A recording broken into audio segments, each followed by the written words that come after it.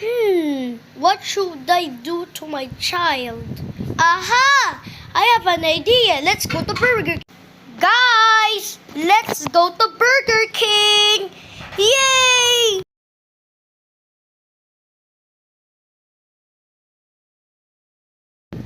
Okay, guys.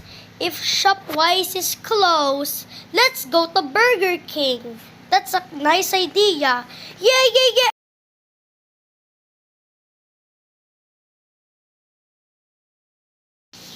We're already in Burger King. Yay! Customer 1, burger is here. Yay! Our burger is here! When they finish eating.